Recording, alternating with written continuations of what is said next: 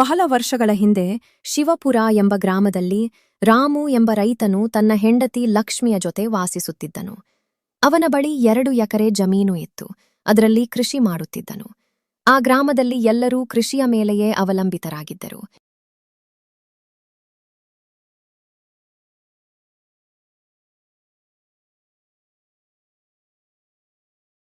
ಮೂರ್ನಾಲ್ಕು ಜನ ರೈತರು ಒಂದು ಕಟ್ಟಿಯ ಮೇಲೆ ಕುಳಿತುಕೊಂಡಿದ್ದರು. ಅಷ್ಟರಲ್ಲಿ ಬೇರೆ ಊರಿಂದ ಒಬ್ಬ ಅಪರಿಚಿತ ವ್ಯಕ್ತಿ ಅಲ್ಲಿಗೆ ಬಂದನು. ಅಯ್ಯೋ, ಕ್ಷಮಿಸಿ ಅಣ್ಣ, ನೀವ್ಯಾರು? ನಮ್ಮೂರವರಂತೆ ಕಾಣುತ್ತಿಲ್ಲ. ಹೌದು ಅಣ್ಣ, ನಾನು ನಿಮ್ಮ ಪಕ್ಕನ ಗ್ರಾಮ ಶಾಂತಿನಗರದಿಂದ ಬಂದಿದ್ದೇನೆ. ಇಲ್ಲಿ ಬೀಜಗಳನ್ನು ತೆಗೆದುಕೊಳ್ಳಲು ಬಂದಿದ್ದೇನೆ. ನಿಮ್ಮ ಊರ್ನಲ್ಲಿ ಲಕ್ಷ್ಮಣ್ ಶೆಟ್ಟಿ ಎಂಬ ವ್ಯಾಪಾರಿ ಇದ್ದಾನೆ ಅಲ್ವಾ? ಹಿಂದಿನ ಬಾರಿ ಅವನಿಂದ ಬೀಜ ತೆಗೆದುಕೊಂಡೆ. ತುಂಬಾ ಉತ್ತಮ ಬೆಳೆ ಬಂದಿತು. ಏನ್ ಹೇಳ್ತೀರಾ ಅಣ್ಣ? ನಮಗೆ ಇದುವರೆಗೂ ಗೊತ್ತೇ ಇರಲಿಲ್ಲ. ಒಮ್ಮೆ ನೀವು ಕೂಡ ಪ್ರಯತ್ನ ಮಾಡಿ ನೋಡಿ. ನಾನು ಮೊದಲ ಬಾರಿಗೆ ಅವನಿಂದ ಬೀಜ ತೆಗೆದುಕೊಂಡು ಬೆಳೆದ ಬೆಳೆ ತುಂಬಾ ಲಾಭ ಕೊಟ್ಟಿತು. ಅವನು ಅಲ್ಲಿಂದ ಹೊರಟ ನಂತರ ಈ ಸುದ್ದಿ ಸಂಪೂರ್ಣ ಗ್ರಾಮದಲ್ಲಿ ಹರಡಿತು. ಎಲ್ಲಾ ರೈತರು ಲಕ್ಷ್ಮಣ ಶೆಟ್ಟಿಯ ಬಳಿ ಬೀಜ ಖರೀದಿಸಲು ಶುರು ಮಾಡಿದರು. ಲಕ್ಷ್ಮಿ, ಈ ಬಾರಿ ಎಲ್ಲರೂ ಲಕ್ಷ್ಮಣ ಶೆಟ್ಟಿಯಿಂದ ಬೀಜ ತಗೊಳ್ತಿದ್ದಾರೆ. ನಾವು ಕೂಡ ತೆಗೆದುಕೊಳ್ಳೋಣವೇ? ನಮ್ಮ ಬಳಿ ಹಳೆಯ ಬೀಜಗಳಿವೆ ಅಲ್ವಾ? ಹೊಸದು ತೆಗೆದುಕೊಳ್ಳಲು ಹಣ ಇಲ್ಲ. ಅದನ್ನೇ ಬಿತ್ತೋಣ. ಆದ್ರೆ ನಮ್ಮ ಬೆಳೆ ಯಾವಾಗ್ಲೂ ಕಡಿಮೆ ಬರುತ್ತೆ.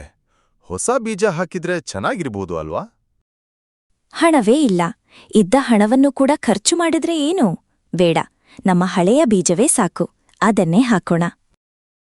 ಸರಿ, ನೀನು ಹೇಳಿದ ಹಾಗೆ ಮಾಡೋಣ. ಇದರಿಂದ ಗ್ರಾಮದಲ್ಲಿನ ಎಲ್ಲರೂ ಹೊಸ ಬೀಜಗಳನ್ನು ಖರೀದಿಸಿದರು. ಆದರೆ ರಾಮು ತನ್ನ ಹಳೆಯ ಬೀಜಗಳನ್ನೇ ಬಿತ್ತಿದನು. ಮಹೇಶ್ ಲಕ್ಷ್ಮಣ ಶೆಟ್ಟಿಯ ಹತ್ತಿರ ಬಂದು ಖುಷಿಯಿಂದ ನಿಂತಿದ್ದ. ಬಹಳ ಚೆನ್ನಾಗಿದೆ. ನೀನು ನನ್ನ ಕೆಲಸ ಸುಲಭ ಮಾಡಿದೀಯಾ. ಎಲ್ಲರೂ ನನ್ನಿಂದ ಬೀಜ ಖರೀದಿಸಿದ್ದಾರೆ. ಆದ್ರೆ ಶೆಟ್ಟಿ, ಬೆಳೆ ಬಂದಿಲ್ಲಾಂಗೆ. ಅವರಿಗೇನು ಆಗಲ್ಲ. ಹಣ ನನಗೆ ಸಿಕ್ಕಿದೆ. ಉಳಿದದ್ದು ನಾನ್ ನೋಡ್ಕೊಳ್ತೇನೆ.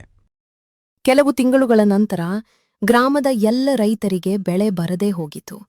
ಆದರೆ ರಾಮುವಿನ ಹೊಲದಲ್ಲಿ ಮಾತ್ರ ಉತ್ತಮ ಬೆಳೆ ಬೆಳೆದಿತ್ತು. ಅಯ್ಯೋ, ನಮ್ಗೆ ಏನೂ ಬೆಳೆ ಬರ್ಲಿಲ್ಲ. ನಮ್ಗೆ ದೇವ್ರು ಯಾಕೆ ಈ ರೀತಿ ಶಿಕ್ಷೆ ಕೊಟ್ಟ? ನಾವು ಎಷ್ಟು ಕಷ್ಟಪಟ್ಟು ಕೆಲಸ ಮಾಡಿದ್ದೆವು. ಈ ರೀತಿ ಗ್ರಾಮದಲ್ಲಿರುವ ಎಲ್ಲ ರೈತರು ಕೋಪದಿಂದ ಉರಿದುಕೊಂಡಿದ್ದರು. ಅವರಿಗೆ ಸ್ಪಷ್ಟವಾಗಿ ಏನೋ ತಪ್ಪಾಗಿದೆ ಅನ್ನಿಸಿತು. ಇಷ್ಟು ಕೆಟ್ಟ ಬೆಳೆ ನಮಗೆ ಯಾವಾಗಲೂ ಬಂದಿಲ್ಲ. ಖಂಡಿತ ಏನೋ ಗೊಂದಲ ಇದೆ. ನಾವು ಲಕ್ಷ್ಮಣ ಶೆಟ್ಟಿಯಿಂದ ತೆಗೆದುಕೊಂಡ ಬೀಜದಲ್ಲೇ ಏನೋ ಸಮಸ್ಯೆ ಇದೆ ಅನಿಸುತ್ತದೆ. ಹೌದು ಹರೀಶ್, ನೀನು ಸರಿಯಾಗಿ ಹೇಳಿದ್ಯಾ. ನಮ್ಮಲ್ಲಿ ಯಾರಿಗೂ ಒಳ್ಳೆಯ ಬೆಳೆ ಬಂದಿಲ್ಲ. ಈ ವರ್ಷ ನಾವು ಸಂಪೂರ್ಣ ಹಾಳಾದೆವು. ನಾನು ಸಾಲ ತೆಗೆದುಕೊಂಡು ಬೀಜ ಕೊಂಡಿದ್ದೆ. ಉತ್ತಮ ಬೆಳೆ ಬರುತ್ತದೆ ಅಂತ ಭಾವಿಸಿದ್ದೆ. ಆದರೆ ಎಲ್ಲವೂ ಹಾಳಾಯಿತು. ಇದು ಎಲ್ಲ ಲಕ್ಷ್ಮಣ ಶೆಟ್ಟಿಯ ಮೋಸ. ಅವನು ನಮ್ಮನ್ನು ವಂಚಿಸಿದ್ದಾನೆ. ನೋಡಿ, ಆ ರಾಮುವಿನ ಹೊಲದಲ್ಲಿ ಸ್ವಂತ ಬೀಜ ನಾಟಿ ಮಾಡಿದ್ದ. ಅವನ ಬೆಳೆ ಎಷ್ಟು ಫಲವತ್ತಾಗಿ ಬೆಳೆದಿದೆ. ಊರಿನವರೆಲ್ಲರೂ ಸೇರಿ ಒಂದು ತೀರ್ಮಾನ ಮಾಡಿಕೊಂಡ್ರು. ಎಲ್ಲರೂ ಸೇರಿ ಲಕ್ಷ್ಮಣ ಶೆಟ್ಟಿಯ ಮನೆಗೆ ಹೋದರು. ಯಾಕೆ ಇಷ್ಟು ಜನ ಬಂದಿದ್ದೀರಾ? ಏನ್ ವಿಷಯ? ಏಕೆ ಎಲ್ಲರೂ ಇಲ್ಲಿ ಬಂದಿದ್ದೀರಿ? ನಿನಗೆ ಗೊತ್ತಿಲ್ಲವೇ? ನಿನ್ನ ಬೀಜಗಳಿಂದ ನಮ್ಮ ಬೆಳೆ ಹಾಳಾಗಿದೆ. ನಮ್ಮ ಹಣವನ್ನು ಹಿಂದಿರುಗಿಸು. ನೀವು ಹುಚ್ಚರಾ? ನಿಮ್ಮ ಬೆಳೆ ಬರಲಿಲ್ಲ ಅಂದ್ರೆ ನಾನೇನ್ ಮಾಡ್ಲಿ? ನನ್ನ ಬೀಜ ತುಂಬಾ ಉತ್ತಮವಾಗಿತ್ತು. ನೀವು ಚೆನ್ನಾಗಿ ನೀರು ಹಾಯಿಸದೆ, ಫಲವತ್ತಾಗಿ ಮಣ್ಣು ನೋಡಿಕೊಳ್ಳದೆ ಹಾಗೆ ಬೀಜ ನಾಟಿ ಮಾಡಿದ್ರೆ ಎಲ್ಲಿಂದ ಬೆಳೆ ಬರ್ತದೆ? ನಿಮಗೆ ಯಾವುದೂ ಬಿಡಿ ಕಾಸು ಸಿಗೋದಿಲ್ಲ. ಹೊರಟೋಗಿ. ನೀನು ನಮ್ಮನ್ನು ಮೋಸ ಮಾಡಿದ್ಯಾ? ಯಾರಿಗೂ 1 ಪೈಸೆಯೂ ಕೊಡಲ್ಲ. ನಾನು ನಿಮಗೆ ಬೀಜ ಕೊಟ್ಟಿದ್ದು ಅದು ಉಚಿತವಲ್ಲ. ನಿಮಗೆ ಉಚಿತವಾಗಿ ಕೊಡುವಷ್ಟು ನಾನು ಮೂರ್ಖನಾನಲ್ಲ.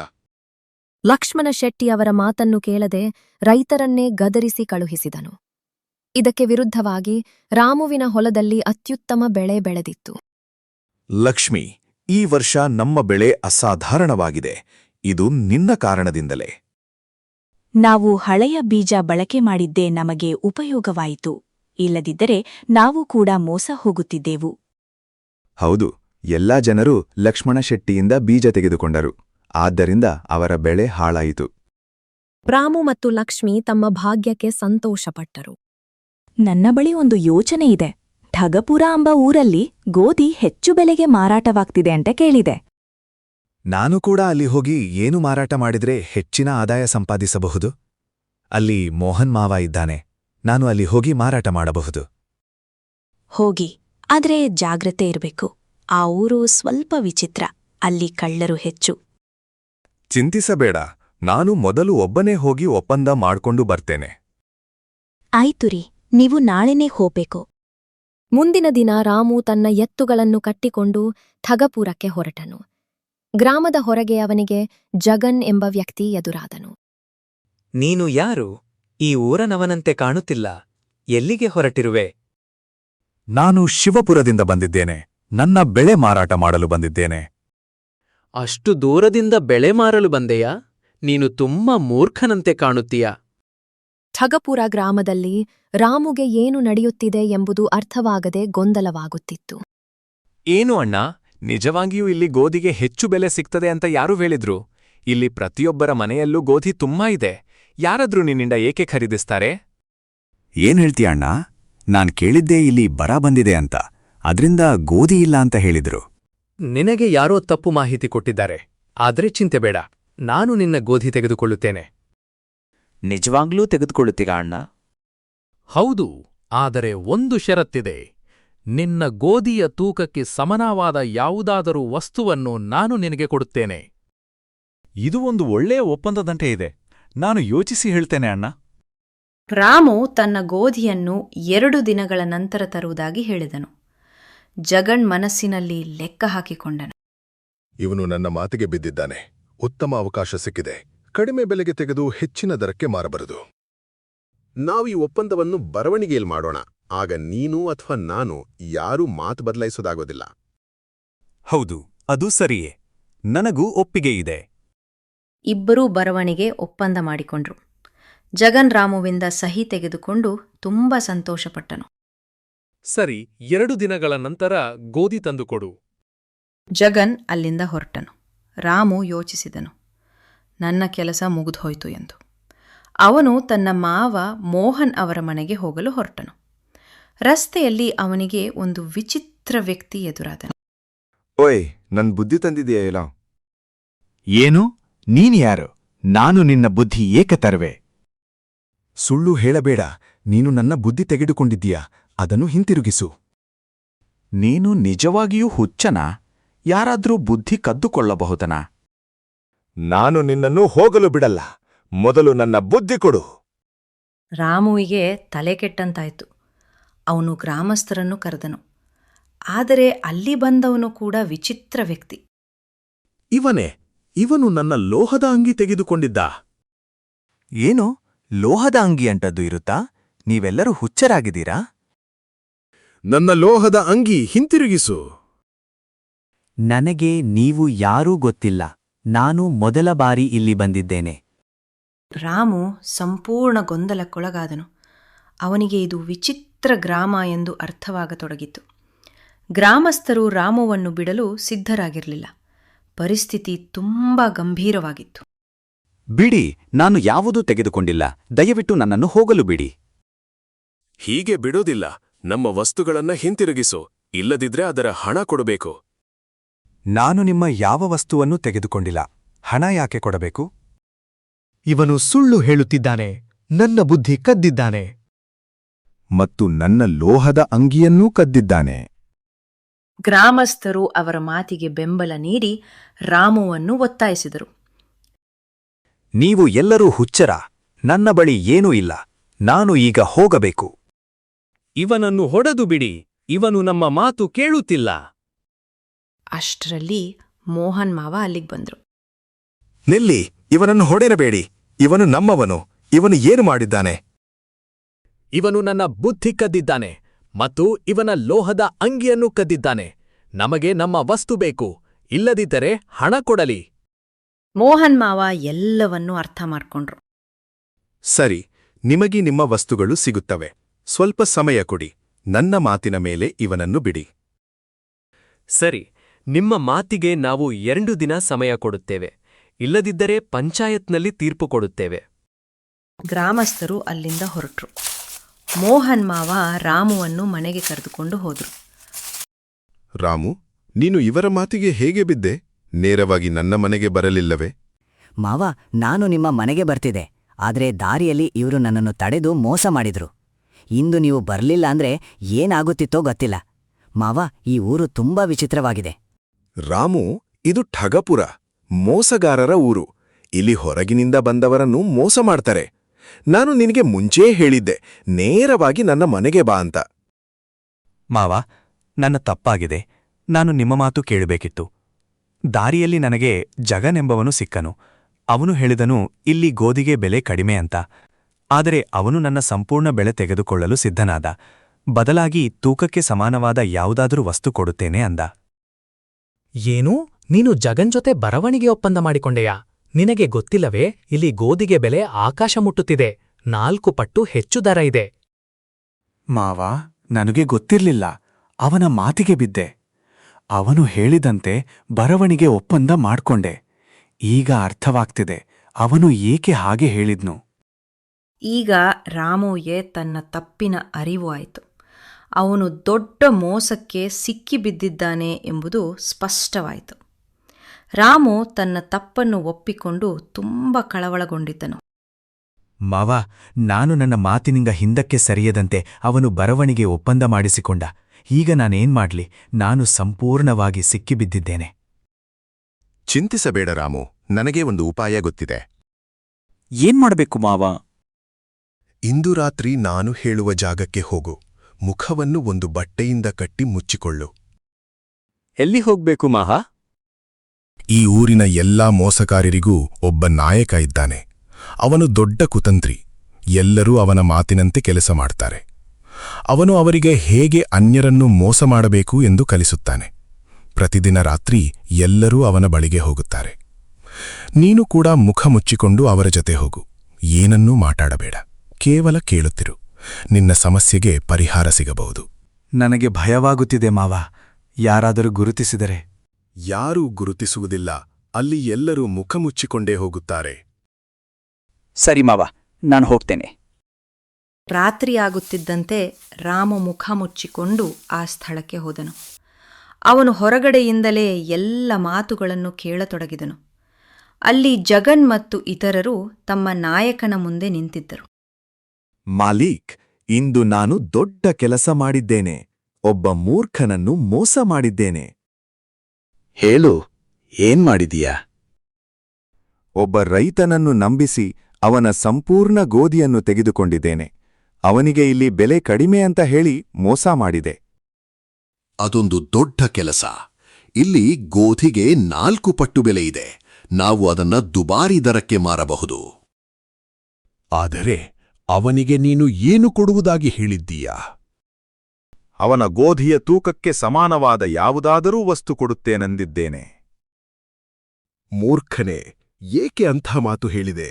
ಅವನು ಏನಾದರೂ ಕೇಳಬಹುದು. ಅವನು ಗೋಧಿಯ ತೂಕಕ್ಕೆ ಸಮಾನವಾದ ಪಕ್ಷಿಗಳ ರೆಕ್ಕೆಗಳನ್ನು ಕೇಳಿದ್ರೆ ನೀನು ಹೇಗೆ ಕೊಡುತ್ತೀಯಾ? ಮಾಲೀಕ್, ನಾನದನ್ನು ಯೋಚಿಸಿಲ್ಲ, ಕ್ಷಮಿಸಿ. ಆದರೆ ಅವನು ಮೂರ್ಖ. ಅಷ್ಟು ಯೋಚನೆ ಅವನಿಗೆ ಬರೋದಿಲ್ಲ. ಇನ್ನೊಬ್ಬ ಮೋಸಗಾರ ಮುಂದೆ ಬಂದನು. ಮಾಲೀಕ್, ನಾನು ಅವನ ಮೇಲೆ ಆರೋಪ ಮಾಡಿದ್ದೇನೆ. ಅವನು ನನ್ನ ಬುದ್ಧಿ ಕದ್ದಿದ್ದಾನೆ ಅಂತ. ನಾನು ಅವನಿಗೆ 2 ದಿನ ಸಮಯ ಕೊಟ್ಟಿದ್ದೇನೆ. ಕೊಡದಿದ್ದರೆ ಅವನು ಹಣ ಕೊಡಬೇಕು. ನನ್ನ ಯೋಚನೆ ಹೇಗಿದೆ ಮಾಲೀಕ? ಮೂರ್ಖನೇ, ಇನ್ನೇನು ಸಿಗಲಿಲ್ಲವೇ? ಬುದ್ಧಿಯನ್ನೇ ಕದ್ದಿದ್ದಾನೆ ಅಂತ ಹೇಳ್ತೀಯಾ? ನಾಯಕ ತನ್ನ ಜನರ ಮೂರ್ಖತನವನ್ನು ಗದರಿಸುತ್ತಿದ್ದನು. ಅವನು ಹೇಳಿದ್ರೆ, ನನ್ನ ಬಳಿ ಬುದ್ಧಿ ಇಲ್ಲ ಅಂದ್ರೆ ನಾನು ಈ ಮಾತು ಹೇಗೆ ಹೇಳ್ತಿದ್ದೇನೆ ಅಂದ್ರೆ ನೀನು ಏನು ಉತ್ತರ ಕೊಡ್ತೀಯಾ? ಮಾಲಿಕ್, ನಾನು ಅದನ್ನು ಯೋಚಿಸಲಿಲ್ಲ. ನಾನು ಅವನಿಂದ ಹಣ ತೆಗೆದುಕೊಳ್ಳಬೇಕೆಂದು ಮಾತ್ರ ಯೋಚಿಸಿದ್ದೆ. ನೀವು ಎಲ್ಲರೂ ಮೂರ್ಖರು. ಮಾಲೀಕ್, ನಾನು ತುಂಬಾ ಚೆನ್ನಾಗಿ ಪ್ಲಾನ್ ಮಾಡಿದ್ದೇನೆ. ಅವನು ನನ್ನ ಬಳಿ ಹಣ ಕೊಡಲೇಬೇಕು. ಏನ್ ಮಾಡಿದೆಯೋ ಶಿಲ್ಡು? ನಾನವನ ಮೇಲೆ ನನ್ನ ಲೋಹದ ಅಂಗಿ ಕದ್ದಿದ್ದಾನೆ ಅಂತ ಆರೋಪ ಮಾಡಿದ್ದೇನೆ. ಮೂರ್ಖನೇ, ಅವನು ಹೇಳಿದ್ರೆ ನಾನು ಕೊಡುತ್ತೇನೆ, ನೀನು ಲೋಹದ ಸೂಜಿ ಮತ್ತು ಲೋಹದ ದಾರ ತಂದು ತೋರಿಸು ಅಂದ್ರೆ? ಮಾಲಿಕ್, ನಾನು ಇದನ್ನೂ ಯೋಚಿಸಲಿಲ್ಲ. ನೀವೆಲ್ಲರೂ ನನ್ನ ಹೆಸರು ಕೆಡಿಸುತ್ತಿದ್ದೀರಿ. ಈ ಎಲ್ಲ ಮಾತುಗಳನ್ನು ರಾಮು ಹೊರಗಿನಿಂದ ಕೇಳುತ್ತಿದ್ದನು. ಅವನಿಗೆ ಈಗ ಎಲ್ಲವೂ ಅರ್ಥವಾಯಿತು. ರಾಮು ಸಂತೋಷದಿಂದ ಮನೆಗೆ ಹಿಂದಿರುಗಿ ಮೋಹನ್ ಮಾವನಿಗೆ ಎಲ್ಲ ವಿಷಯ ತಿಳಿಸಿದನು. ಮಾವ, ನಿಮ್ಗೆ ತುಂಬಾ ಧನ್ಯವಾದಗಳು. ನೀವ್ ನನ್ಗೆ ದಾರಿ ತೋರಿಸದಿದ್ರೆ ನಾನು ತುಂಬಾ ದೊಡ್ಡ ಸಮಸ್ಯೆಯಲ್ಲಿ ಸಿಕ್ಕಿಬಿದ್ದಿದ್ದೆ. ಸರಿ ರಾಮು, ಈಗ ನಿನಗೆ ಏನು ಮಾಡಬೇಕೆಂದು ಗೊತ್ತಾಗಿದೆ ಅಲ್ವಾ? ಹೌದು ಮಾವ, ಈಗ ನಾನು ಅವರನ್ನು ಅವರದೇ ಜಾಲದಲ್ಲಿ ಸಿಕ್ಕಿಸ್ಕೊಳ್ತೇನೆ. ಮುಂದಿನ ದಿನ ರಾಮು ಮತ್ತೆ ಆ ಮೋಸಗಾರರ ಬಳಿ ಹೋದನು. ಬಂದಿಯಾ? ಗೋಧಿ ತಂದಿದೀಯಾ? ಹೌದು, ನಾನು ಗೋಧಿ ಕೊಡಲು ಸಿದ್ಧ.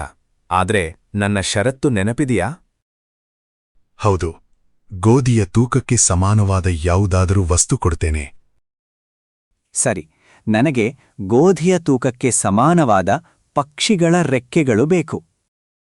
ಜಗನ್ ಬೆಚ್ಚಿ ಬಿದ್ದನು. ಅದು ಹೇಗೆ ಸಾಧ್ಯ? ನೀನೇ ಹೇಳಿದ್ಯಲ್ಲ, ಏನು ಕೇಳಿದ್ರೂ ಕೊಡುತ್ತೇನೆ ಅಂತ. ಇನ್ನೊಬ್ಬ ಮೋಸಗಾರ ಮುಂದೆ ಬಂದನು. ಮೊದಲು ನನ್ನ ಬುದ್ಧಿಯನ್ನು ಹಿಂತಿರುಗಿಸು. ನಿನ್ ಬಳಿ ಬುದ್ಧಿ ಇಲ್ಲ ಅಂದ್ರೆ ನೀನೀ ಮಾತ್ ಹೇಗ್ ಹೇಳ್ತಿದ್ಯಾ? ಅವನು ಮಾತೇ ಆಡ್ಲಾರ್ದೆ ನಿಂತುಬಿಟ್ನು. ನನ್ನ ಲೋಹದ ಅಂಗಿ ಕೊಡು. ಸರಿ, ನೀನು ಮೊದಲು ಲೋಹದ ಸೂಜಿ ಮತ್ತು ಲೋಹದ ದಾರ ತಂದುಕೊಡು, ನಾನು ಹೊಲೆಯುತ್ತೇನೆ. ಮೋಸಗಾರರು ಮೌನವಾಗಿ ಬಿಟ್ರು. ಗ್ರಾಮಸ್ಥರು ಕೂಡ ಸತ್ಯ ಅರಿತುಕೊಂಡರು. ಮೋಸಗಾರರ ಮೋಸ ಬಯಲಾಗಿತ್ತು. ಇವರು ನಮ್ಮನ್ನೆಲ್ಲ ಮೋಸ ಮಾಡ್ತಿದ್ದಾರೆ. ಮೋಸಗಾರರು ತಮ್ಮ ತಪ್ಪನ್ನು ಒಪ್ಪಿಕೊಂಡರು ಮತ್ತು ರಾಮುವನ್ನು ಬಿಡಬೇಕಾಯಿತು. ರಾಮು ಈಗ ಸಂಪೂರ್ಣ ಆತ್ಮವಿಶ್ವಾಸದಿಂದ ತುಂಬಿದ್ದನು. ಅವನು ತನ್ನ ಮಾವನಿಗೆ ಧನ್ಯವಾದ ಹೇಳಿದನು. ಮಾವ, ಈ ಎಲ್ಲ ಉಪಾಯಗಳು ನನಗೆ ಗೊತ್ತೇ ಇರಲಿಲ್ಲ. ನಾನು ಸಿಕ್ಕಿಬಿದ್ದೇ ಹೋಗುತ್ತಿದ್ದೆ. ಆದರೆ ಈಗ ನನಗೆ ಪರಿಹಾರ ಸಿಕ್ಕಿದೆ. ಈಗ ಅವರು ನನ್ನನ್ನು ಹೇಗೆ ಮೋಸ ಮಾಡ್ತಾರೆ ನೋಡೋಣ. ಮುಂದಿನ ದಿನ ಪಂಚಾಯತ್ ಕೂಟವನ್ನು ಕರೆದ್ರು. ಜಗನ್ ಮತ್ತು ಇತರರು ರಾಮುವಿನ ವಿರುದ್ಧ ದೂರು ನೀಡಿದರು. ರಾಮು, ನೀನು ಬರವಣಿಗೆ ಒಪ್ಪಂದ ಮಾಡಿಕೊಂಡಿದ್ದೀಯಾ, ಇನ್ನೂ ಏಕೆ ಗೋಧಿ ಕೊಡಲಿಲ್ಲ? ಸರ್ಪಂಚ್ ಸರ್, ಒಪ್ಪಂದದ ಪ್ರಕಾರ ನನ್ನ ಗೋಧಿಯ ತೂಕಕ್ಕೆ ಸಮಾನವಾದ ವಸ್ತುವನ್ನ ಜಗನ್ ನನಗೆ ಕೊಡಬೇಕು. ಆಗ ನಾನು ಗೋಧಿ ಕೊಡುತ್ತೇನೆ. ಹಾಗಾದ್ರೆ ನಿನಗೆ ಏನು ಬೇಕು ಅಂತ ಹೇಳು. ನನಗೆ ನನ್ನ ಗೋಧಿಯ ತೂಕಕ್ಕೆ ಸಮಾನವಾದ ಪಕ್ಷಿಗಳ ರೆಕ್ಕೆಗಳು ಬೇಕು. ಇದನ್ನು ಕೇಳಿ ಜಗನ್ ಬೆಚ್ಚಿ ಬಿದ್ದನು.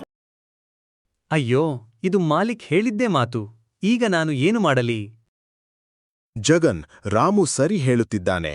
ಅವನು ಕೇಳಿದ ವಸ್ತು ಕೊಡಬೇಕು. ಕ್ಷಮಿಸಿ ಸರ್, ನಾನು ಇಷ್ಟು ರೆಕ್ಕೆಗಳನ್ನು ತರಲು ಸಾಧ್ಯವಿಲ್ಲ. ನಾನು ಈ ಒಪ್ಪಂದವನ್ನು ರದ್ದು ಮಾಡುತ್ತೇನೆ. ಇದು ಮೋಸ. ನೀನು ಒಪ್ಪಂದದಿಂದ ಹಿಂದಕ್ಕೆ ಸರಿಯಲು ಆಗುವುದಿಲ್ಲ. ನೀನು ರೆಕ್ಕೆಗಳನ್ನು ಕೊಡಲು ಸಾಧ್ಯವಿಲ್ಲ ಅಂದ್ರೆ ರಾಮುವಿಗೆ ಅವನ ಗೋಧಿಯ 8 ಪಟ್ಟು ಹಣ ಕೊಡಬೇಕು. ಪಂಚಾಯತ್ ಈ ತೀರ್ಪು ನೀಡಿತು. ಇದಾದ ನಂತರ ಇನ್ನೊಬ್ಬ ವ್ಯಕ್ತಿ ಮುಂದೆ ಬಂದನು. ಸರಪಂಚ್ ಸರ್, ಇವನು ನನ್ನ ಬುದ್ಧಿ ಕದ್ದಿದ್ದಾನೆ. ಅದನ್ನು ಹಿಂತಿರುಗಿಸ್ಬೇಕು. ಸರ್ಪಂಚ್ ಸಾರ್, ನೀವ್ ಯೋಚಿಸಿ, ನಾನಿದ್ರ ಬುದ್ಧಿ ಕದ್ದಿದ್ರೆ ಇವನೀಗ ಹೇಗೆ ಮಾತಾಡ್ತಿದ್ದಾನೆ? ಎಲ್ರೂ ಮೌನವಾಗ್ಬಿಟ್ರು. ಹೌದು, ಇದು ಸತ್ಯ. ಈ ಆರೋಪ ಸುಳ್ಳು. ಮತ್ತೊಬ್ಬ ಮೋಸಗಾರ ಮುಂದೆ ಬಂದನು. ನನ್ನ ಲೋಹದ ಅಂಗಿ ಕೊರು. ಸರಿ, ನೀನು ಮೊದಲು ಲೋಹದ ಸೂಜಿ ಮತ್ತು ಲೋಹದ ದಾರ ತಂದುಕೊಡು, ನಾನು ಹೊಲಿಯುತ್ತೇನೆ. ಅವನಿಗೂ ಉತ್ತರ ಇರಲಿಲ್ಲ. ಇವು ಎಲ್ಲ ಸುಳ್ಳು ಆರೋಪಗಳು. ನೀವು ಎಲ್ಲರೂ ಮೋಸ ಮಾಡಲು ಯತ್ನಿಸಿದ್ದೀರಿ.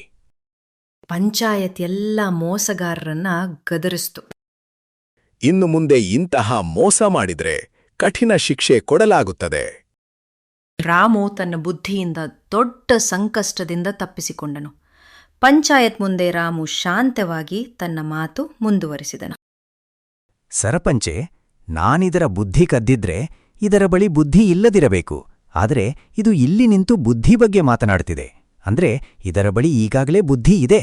ಬುದ್ಧಿ ಇಲ್ಲದವನು ಬುದ್ಧಿ ಬಗ್ಗೆ ಮಾತನಾಡಲಾರ. ಈ ಮಾತು ಕೇಳಿ ಎಲ್ಲರೂ ಆಶ್ಚರ್ಯಗೊಂಡರು. ಹೌದು, ರಾಮು ಸರಿ ಹೇಳ್ತಿದ್ದಾನೆ. ನಿನಗೆ ಬುದ್ಧಿ ಇಲ್ಲದಿದ್ದರೆ ಈ ಮಾತು ನಿನ್ನ ತಲೆಗೆ ಬರ್ತಿರಲಿಲ್ಲ. ಅದರ ಅರ್ಥ ನಿನ್ನ ಬುದ್ಧಿ ನಿನ್ನಲ್ಲೇ ಇದೆ, ಕಳ್ಳತನವೇ ಆಗಿಲ್ಲ. ಆ ವ್ಯಕ್ತಿ ಮೌನವಾಗಿ ಬಿಟ್ಟನು.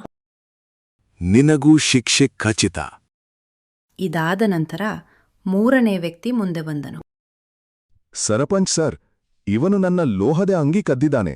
ಅದನ್ನು ಹಿಂತಿರುಗಿಸ್ಲಿ ಅಥವಾ ಹಣ ಕೊಡಲಿ? ನಾನು ಕೊಡಲು ಸಿದ್ಧ.